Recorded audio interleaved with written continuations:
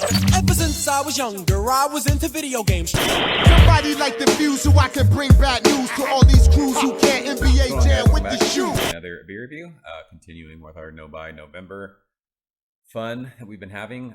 We're going to check out another beer from the cellar. No Buy November, if you haven't been following along, is where you do not spend money on beer in the month of November and you try and get through your cellar. So we've been doing that and it's been a blast. So looked in the fridge today when I got home. So it went from 93 degrees and really, really hot yesterday to 50 degrees and raining. So this sounded like a good idea.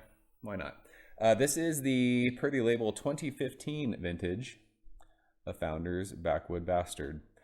This is a wee heavy Scotch ale, they call it, aged in oak bourbon barrels. This is 11.6% alcohol by volume, and it was bottled per this label October 6th of 2015.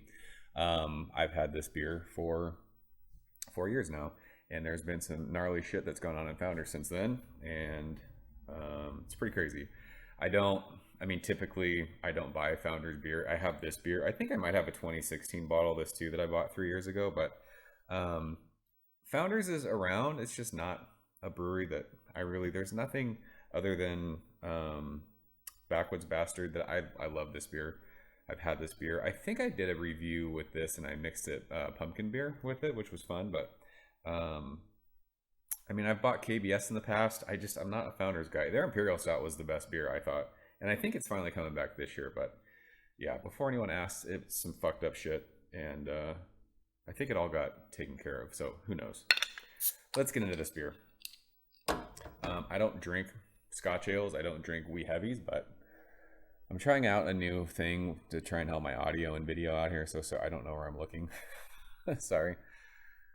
We're going to use our Answer Outrun glassware. I don't know if I've done a beer review with this glass yet. It's absolutely awesome, and I think Matt gave this glass to me, but I can't remember if it wasn't Matt. Sorry, Matt, you're getting props for this one because I can't remember who it was.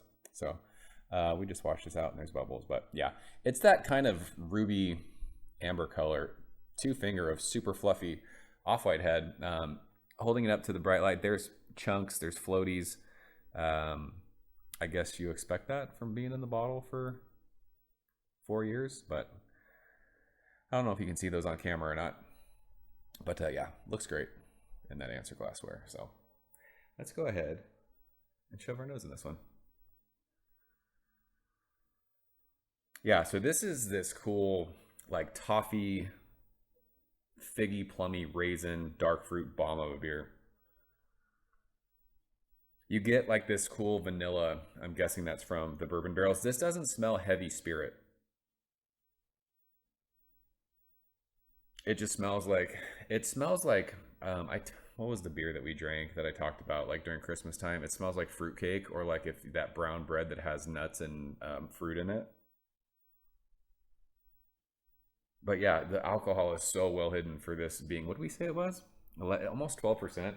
Doesn't smell like booze at all. It smells like brown sugar, caramely, dark fruit goodness. So let's go ahead and taste it. Cheers.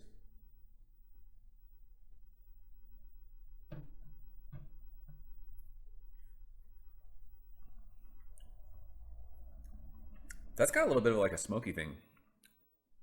And even though you didn't smell any like booze on the nose of that, on the finish of that, you're getting that bourbon presence. Tons of vanilla. It's awesome.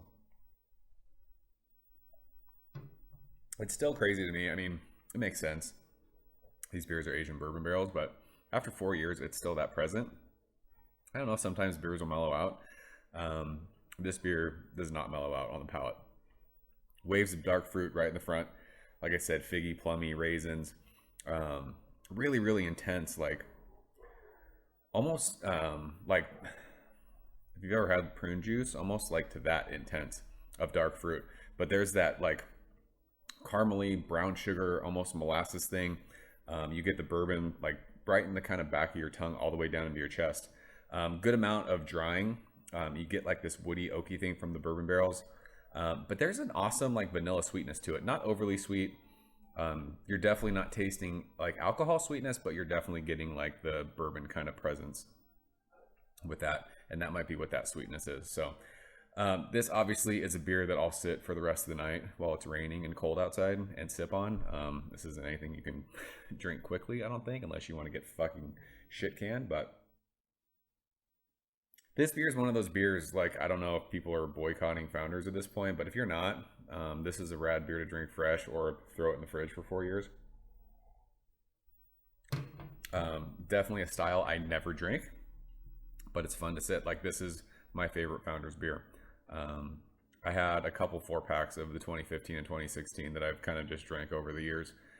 And I don't know why I never really sat and did a review of this beer, but there's a cool, like, there's this cool, like, smokiness, almost like a charred kind of wood character on the finish of that too, that as it's warmed up a little bit out here and as I've just been talking, I can taste. So yeah, this beer is drinking fantastic after 4 years.